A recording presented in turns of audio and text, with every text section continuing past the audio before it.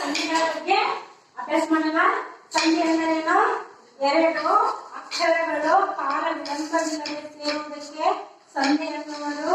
ಅದರಲ್ಲಿ ಎರಡು ಪ್ರಕಾರಗಳು, ಪೂರ್ವ ಪದ ಮತ್ತು ಉತ್ತರ ಪದ ಸೇರಿ ಏನಾಗುತ್ತದೆ? ಸಂಧಿ ಆಗುತ್ತದೆ. ಹಾಗಾದ್ರೆ ಇಲ್ಲಿ ಮನೆ ಅನ್ನುವುದು ಪೂರ್ವ ಪದ, ಇಂದ ಅನ್ನುವುದು ಉತ್ತರ ಪದ. ಈ ಎರಡೂ ಪದಗಳು ಸೇರಿ ಮನೆಯಿಂದ ಆಗುತ್ತದೆ. ಮನೆಯಿಂದ ಅನ್ನುವುದು ಇದು ಸಂಧಿ. ಎಂದು ಮೂರು ಪ್ಲಸ್ ಮೂರು, ಊರೂರು. ಊರೂರು ಅನ್ನೋದು ಎರಡು ಪದಗಳ ಸೇರಿದಾಗ ಊರೂರು ಆಗ್ತಿಲ್ಲ. ಅದಕ್ಕೆ ಎರಡು ಪದಗಳ ಸೇರಿ ಆಗುವುದಕ್ಕೆ ನಾವು ಸಂಧಿಯನ್ನು ಕರೆಯುತ್ತೇವೆ. ದೇವ ಪ್ಲಸ್ ಆಲಯ, ದೇವಾಲಯ. ಆ ದೇವಾಲಯ ಎನ್ನುವುದರಿಂದ ಒಂದು ಸಂಧಿ. ಯಾವ ಸಂಧಿ ಅಂತ ನಮ್ಗೆ ಗೊತ್ತಿಲ್ಲ. ನಮ್ಗೆ ಏನ್ ಬೇಕಾಗಿದೆ? ಸಂಧಿಯನ್ನು ರಚಿಸಬೇಕಾಗುತ್ತದೆ. ಸಂಧಿ ಅಂದರೆ ಎರಡು ಪದಗಳು ಕಾಲ ವಿಳಂಬವಿಲ್ಲದೆ ಸೇರುವುದಕ್ಕೆ ನಾವು ಎಂತ ಕರಿತೇವೆ? ಸಂಧಿ ಎಂದು ಕರೆಯುತ್ತೇವೆ. ಹಾಗಾದರೆ ಸಂಧಿಗಳಲ್ಲಿ ಎಷ್ಟು ಪ್ರಕಾರಗಳು ನೋಡುತ್ತೇವೆ? ಸಂಧಿಗಳ ಪ್ರಕಾರಗಳು ಎಷ್ಟು? ಎರಡು. ಒಂದನೇದ್ದು ಕನ್ನಡ ಸಂಧಿ, ಎರಡನೇದ್ದು ಸಂಸ್ಕೃತ ಸಂಧಿಗಳು. ಕನ್ನಡ ಸಂಧಿಗಳು ಎಂದರೆ ಕನ್ನಡ ಸಂಧಿಗಳಲ್ಲಿ ಕೂಡ ಮೂರು ಪ್ರಕಾರಗಳಿವೆ. ಒಂದನೇದ್ದು ಲೋಕ ಸಂಧಿ, ಆದೇಶ ಸಂಧಿ ಮತ್ತು ಆಗಮ ಸಂಧಿ ಅಂತ ಮೂರು ಪ್ರಕಾರಗಳಿವೆ. ಹಾಗಾದರೆ ಲೋಕ ಸಂಧಿ ಎಂದರೆ ಸ್ವರದ ಮುಂದೆ ಸ್ವರವು ಅಲ್ಲೋ ಸಂಧಿಯಾಗುವಾಗ ಪೂರ್ವ ಪದದ ಸ್ವರವು ಲೋಪವಾಗುವುದಕ್ಕೆ ನಾವೇನು ಕರೆಯುತ್ತೇವಪ್ಪ ಅಂದ್ರೆ ಲೋಕ ಸಂಧಿ. ಓಕೆ, ಹಾಗಂದ್ರೆ ಇದು ಮಾಡಿಸು ಅನ್ನೋದೊಂದು ಲೋಕಸಂಧಿಗೆ ಉದಾಹರಣೆ ಇದೆ. ಮಾಡಿಸು ಅನ್ನೋದೇನಿದೆ ಲೋಕಸಂಧಿಗೆ ಉದಾಹರಣೆ ಇದೆ. ಇದು ಪೂರ್ವ ಪದ, ಇದು ಉತ್ತರ ಪದ. ಪೂರ್ವ ಪದ ಏನಿದೆ? ಇದೆ, ಮಾಡಿಸು ಇದೆ, ಅಂದ್ರೆ ಸ್ಟಾಪ್ ಇದೆ. ಮಾಡಿಸು ಇದರಲ್ಲಿ ಪೂರ್ವ ಪದ ಮತ್ತು ಉತ್ತರ ಪದವಿದೆ. ಪೂರ್ವ ಪದ ಏನಂದ್ರೆ ಮಾಡಿಸು ಅಂತಿದೆ. ಮಾಡು ಪ್ಲಸ್ ಈಸು, ಮಾಡಿಸು. ಇಲ್ಲಿ ಏನಿದೆ? ಹೂ ಇದೆ. ಊದ ಹೋಗಿ ಹೂ ಲೋಪವಾಗಿ ಏನ್ ಬಂತು? ಈ ಬಂದಿಲ್ಲ, ಈ ಬಂತು. ಹಾಗಾದ್ರೆ ಮಾಡು ಪ್ಲಸ್ ಈಸು, ಮಾಡಿಸು. ನೆಕ್ಸ್ಟ್ ಬೇರೊಬ್ಬ, ಬೇರೆ ಪ್ಲಸ್ ಒಬ್ಬ, ಏ ಹೋಗ್ಬಿಟ್ಟು ಓ ಬಂತು, ಬೇರೊಬ್ಬ. ಸೊ ಬೇರೊಬ್ಬ ಅನ್ನೋದು ಬಂತು.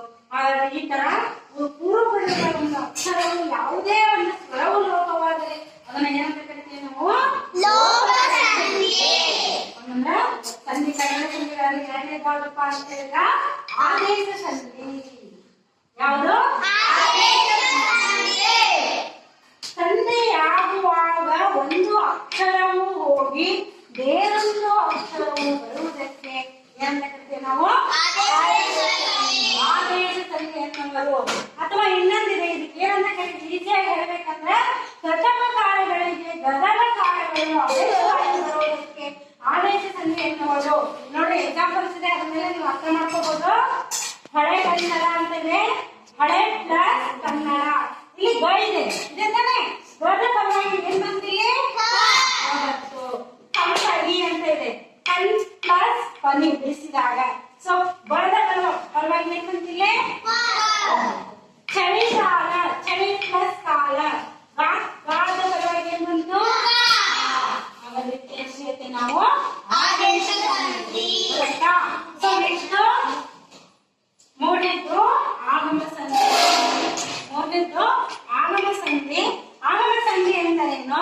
ಸಂಧಿಯಾಗುವಾಗ ಎಕಾರವಾಗಲಿ ಅಥವಾ ಒಕಾರವಾಗಲಿ ಆದೇಶವಾಗಿ ಬಂದರೆ ಅದನ್ನು ನಾವು ಆಗಮ ಸಂಧಿ ಎನ್ನುತ್ತೇವೆ. ಆಗಮ ಸಂಧಿ ನೋಡಿ ಏನಿದೆ? ಮನೆಯಿಂದ ಅಂತಿದೆ, ಮನೆ ಪ್ಲಸ್ ಇಂದ, ಮನೆಯಿಂದ. ಏಕಾರ ಆಗಮವಾಗಿ ಬಂತಿಲ್ಲ. ಮಗುವನ್ನು, ಮಗು ಪ್ಲಸ್ ಅನ್ನು ಏನ್ ಬಂತಿಲ್ಲಿ? ಓಕಾರವು ಆದೇಶವಾಗಿ ಬಂತು. ಇದಕ್ಕೇನಂದ್ರೆ ನಾವು ಆಗಮ ಸಂಧಿ ಅಂತ ಹೇಳ್ತೇವೆ. ಮತ್ತೆ ಇನ್ನೊಂದು ಹೇಳ್ರಿ, ಶಾಲೆಯನ್ನು, ಶಾಲೆ ಪ್ಲಸ್ ಅನ್ನು, ಅಲ್ಲಿ ಏಕಾರ ಆಗಮವಾಗಿ ಬಂತಿಲ್ಲ, ಶಾಲೆಯನ್ನು. ಮತ್ತೊಂದು ಹೇಳ್ರಿ ಯಾವ್ದು? ಪುಸ್ತಕವನ್ನು, ಪುಸ್ತಕ ಪ್ಲಸ್ ಅನ್ನು. ಹೌದಲ್ಲ? ಪುಸ್ತಕ ಓಕಾರ ಆಗಮವಾಗಿ ಬಂತಿಲ್ಲ. ಹಾಗಾದ್ರೆ ಓಕಾರವಾಗಲಿ ಯಕಾರವಾಗಲಿ ಸಂಧಿ ಆಗುವಾಗ ಆದೇಶವಾಗಿ ಬಂದರೆ ಅದಕ್ಕೆ ನಾವು ಆಗಮ ಸಂಧಿಯನ್ನು ಮಾಡ್ತೇವೆ. ಇವು ಮೂರು ಏನು ಕನ್ನಡ ಸಂಧಿಗಳು. ನಾಳೆ ನಾವು ಸಂಸ್ಕೃತ ಸಂಧಿಗಳ ಬಗ್ಗೆ ಹೇಳೋಣ. ಮೂರು ಇವು ಕನ್ನಡ ಸಂಧಿಗಳ ಬಗ್ಗೆ